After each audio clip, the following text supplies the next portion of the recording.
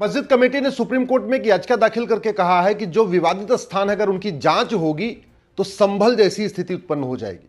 मेरा मानना है कि यह भारत के संविधान को खुली चुनौती है, भारत के जुडिशियल सिस्टम को खुली चुनौती है और भारत की डेमोक्रेसी को खुली चुनौती है। लोकतांत्रिक देश में जो विवाद होता है उसका समाधान कोर्ट से होता है। जो मस्जिद कमेटी बार बार इस प्लेस ऑफ वर्शिप एक्ट की दुहाई दे रही है, पहली बात तो यह मामला 2020 से सुप्रीम कोर्ट में पेंडिंग है, इसलिए सुप्रीम कोर्ट के फैसले का इंतजार करना चाहिए। दूसरा, यह प्लेस ऑफ वर्शिप एक्ट जांच करने से नहीं रोकता। यह प्लेस ऑफ वर्शिप एक्ट यह कहता है कि 1947 में जो करेक्टर होगा वो यथास्थिति रहेगा। तो चाहे वो ज्ञानवापी हो, चाहे वो मथुरा हो, चाहे भोजशाला हो, चाहे अटाला हो, चाहे भद्रकाली हो या संभल हो, उसका करेक्टर क्या है, क्या करेक्टर था पहले, ये तो जांच करने से पता चलेगा।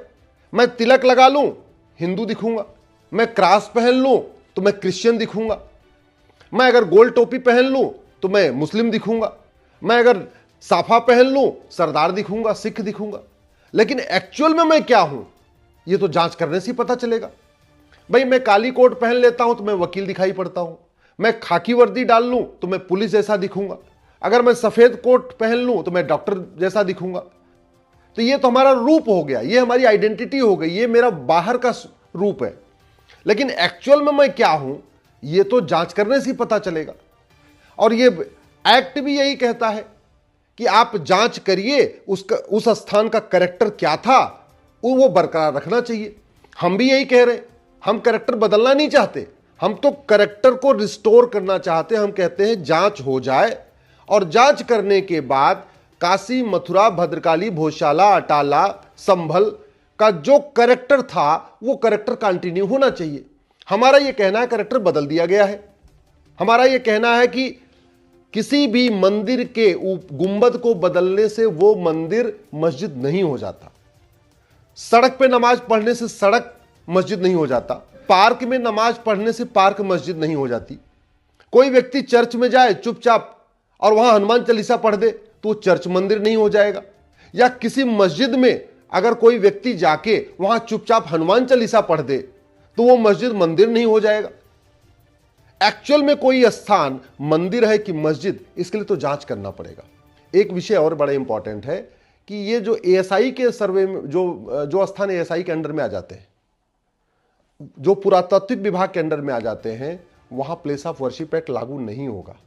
और भारत का संविधान का आर्टिकल 49 कहता है कि यह सरकार की ड्यूटी है कि जो हमारी ऐतिहासिक धरोहरें हैं, जो हमारी धार्मिक धरोहरें हैं, जो हमारे पौराणिक धरोहरें हैं, उनको रिस्टोर करे, उनको मेंटेन करे, उनको मैनेज करने। तो कायदे से तो सरकार को क्या एक भारतीय धरोहर संहिता बनाना चाहिए था, एक भारतीय धरोहर आयोग बनाना चाहिए था, एक एक्सपर्ट कमेटी बनाना चाहिए था और देश भर में जहां जहां इस तरीके का विवाद है उसका एक साथ जांच करा लेते। आज की डेट में टेक्नोलॉजी बहुत एडवांस आ चुकी है, राडार टेक्नोलॉजी है, जीपीएस टेक्नोलॉजी है, कार्बन डेटिंग है, सब कुछ बड़े आसानी से तय हो सकता है कि उस जो स्थान है मंदिर या मस्जिद, उसकी नींव कब बनी, उसकी दीवारें कब बनी, उसकी छत कब बनी, ये सब क्लियर हो जाएगा। तो टेक्नोलॉजी का यूज करके सबका सर्वे करा ले और जिसका जिसको है एक साथ ही दे दें, पूरा हमेशा हमेशा के लिए विवाद खत्म हो जाएगा। दूसरा क्या तरीका है? तरीका यह है कि मुकदमा शांति से कोर्ट में चलने दें, जांच होने दें और फिर कोर्ट के जरिए लोग अपना अपनी लड़ाई लड़ते रहेंगे। लेकिन मैं बार बार कह रहा हूं, यह मामला पूरी तरीके से भारत के स्वाभिमान का है, यह हिंदू मुसलमान का विषय नहीं है। आक्रांताओं ने भारत के स्वाभिमान को कुचला है, अब भारत स्वतंत्र हो गया है तो इसलिए गुलामी के निशान मिटने चाहिए। जो गुलामी वशी दरिंदों ने यहां काम किया उनके लिए भारत के लोगों को लड़ना नहीं चाहिए। मस्जिद कमेटी इस मामले को बार बार हिंदू मुसलमान कर रही है, जबकि यह विषय पूरी तरीके से भारत और आक्रांताओं का विषय है। यह हमारे स्वाभिमान का विषय है, भारत के स्वाभिमान का, हिंदुओं के स्वाभिमान नहीं, भारत के स्वाभिमान का विषय है।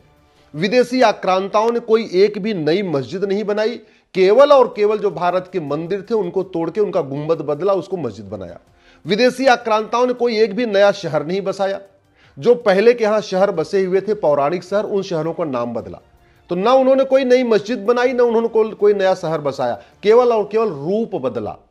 विदेशी आक्रांताओं ने भारत के स्वाभिमान को कुचला और ये प्लेस ऑफ वर्शिप एक्ट कहता है कि चरित्र नहीं बदलना चाहिए। Once a temple always a temple, ये जजमेंट में आ चुका है।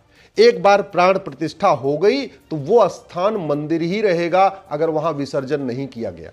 मैं आपको उदाहरण देता हूं, नीम के पेड़ के नीचे लोग शिवलिंग स्थापित कर देते हैं और ऐसे हजारों स्थान है गांव में जहां मंदिर नहीं है, नीम के पेड़ के नीचे भगवान शंकर की पूजा होती है, पीपल के पेड़ के नीचे भगवान शंकर की पूजा होती है, बरगद के पीछे जो वट वृक्ष है उसके नीचे शिवलिंग स्थापित करते हैं, वहां पूजा करते हैं।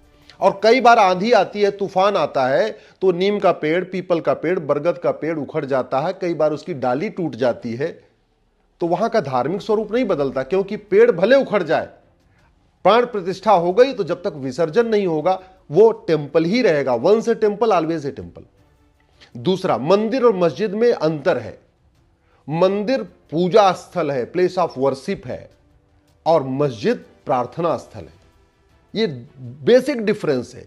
पूजा स्थल वो होता है जहां हम बैठते हैं, भगवान को वहीं भोग लगाते हैं, वहीं उनकी साधना करते हैं, वहीं पूजा करते हैं, वहीं भगवान से जो कुछ कहना सुनना होता है उसको करते हैं। अगर अपनी कोई मन्नत मांगनी है तो भी वहीं मांगते हैं, अगर पूरी हो जाती है मन्नत तो वहीं जाके जो हमने वादा किया है, जो कुछ किया है, वहीं जाके उनका ध्यान करते हैं, उनको अपना आभार व्यक्त करते हैं। ये कहते हैं मंदिर, क्योंकि वहां पे मंदिर में बैठ के ध्यान कहीं और नहीं होता, मंदिर में ही ध्यान होता है। जबकि मस्जिद प्रार्थना स्थल है, वो प्लेस ऑफ प्रेयर है। आपको एयरपोर्ट के आसपास, रेलवे पे, ऐसे जो पब्लिक प्लेसेस है वहां प्लेस ऑफ वर्शिप नहीं मिलेगा, पूजा स्थल नहीं मिलेगा, प्लेस ऑफ प्रेयर मिलेगा, प्रार्थना स्थल मिलेगा। चर्च और मस्जिद प्लेस ऑफ प्रेयर है, मंदिर पूजा स्थल है। एक और बड़ी इंपॉर्टेंट चीज ये है कि एक बार जब आप विवाद शुरू हो गया तो कोई स्थान मंदिर है कि मस्जिद, इसकी तो जांच करनी पड़ेगी, उसका चरित्र क्या है। जैसे पेड़ उखड़ जाने से, नीम का पेड़, पीपल का पेड़, वहां का चरित्र नहीं बदलता, वैसे मंदिर का गुंबद बदल देने से, मंदिर की दीवार बदल देने से, वहां की मूर्तियों को ढक देने से उसका चरित्र नहीं बदलता। इसके लिए तो बाकायदा जांच करना पड़ेगा। और मेरा यह मानना है कि जितना ज्यादा मस्जिद कमेटी इस पे विरोध करेगी, लोगों का विश्वास और पक्का होता जाएगा कि ये जांच का विरोध कर रहे हैं, इसका मतलब ये पक्का मंदिर है। इसलिए पहली बात तो धमकी देना बंद करें, और इसमें लिखा भी है प्लेस ऑफ वर्शिप एक्ट में कि जो आदमी चरित्र को बदले उसके खिलाफ मुकदमा किया जा सकता है और 3 साल की सजा का भी प्रावधान है। तो मैं तो ये कह रहा हूं, जितने भी भारत में ऐसे स्थान हैं उनकी जांच हो, और जांच करने के बाद जब तक इस विवाद का फैसला नहीं होता है तब तक वहां जो लोग अवैध रूप से कैरेक्टर चेंज करने की कोशिश कर रहे हैं उनके खिलाफ मुकदमा भी होना चाहिए, या कम से कम जब तक मुकदमा चल रहा है तब तक वहां दोनों पक्षों को अपनी अपनी पूजा प्रार्थना करने का अधिकार भी मिलना चाहिए। ऐसा नहीं होना चाहिए कि नमाज तो हो लेकिन पूजा ना हो तो दोनों को हो और नहीं तो न हो। और वैसे भी चाहे वो काशी, मथुरा, भद्रकाली, भोजशाला, अटाला हो, अगर आप हिंदू कानून से देखिए, जो हिंदू लॉ है, हिंदू लॉ क्या कहता है, once a temple always a temple. एक बार प्राण प्रतिष्ठा हो गई तो विसर्जन नहीं होगा तो वो मंदिर ही रहेगा, भले उसकी दीवार तोड़ दिया जाए, उसकी मूर्तियां खंडित कर दी जाए, या वहां पे नमाज पढ़ना शुरू कर दे। इस्लामिक लॉ क्या कहता है, इस्लामिक लॉ क्या कहता है कि मस्जिद वहां बनेगी जो जमीन पूरी समतल होगी, जमीन खरीदी गई हो या जमीन किसी ने दान किया हो, विलफुली अपनी इच्छा से दान किया हो। तो ये जितने स्थान है, न तो भारत के लोगों ने अपनी इच्छा से दान किया था, न वो जमीनें समतल थी, वहां तो ऑलरेडी एक मंदिर था। तो मंदिर के तोड़ के, मंदिर के ऊपर जो मस्जिद बनाना, इसको मस्जिद जर्रार कहते हैं। मस्जिद जर्रार में नमाज पढ़ना अपने आप में ये नापाक है। मस्जिद जर्रार में जाना, वहां नमाज पढ़ना, ये कबूल नहीं है, ये अनइस्लामिक भी है। तो अगर आप इस्लामिक लॉ के हिसाब से देखें तो भी पहले जांच होनी चाहिए, जांच होने से बाद पता चलना चाहिए कि वो मंदिर है या मस्जिद जर्रार है।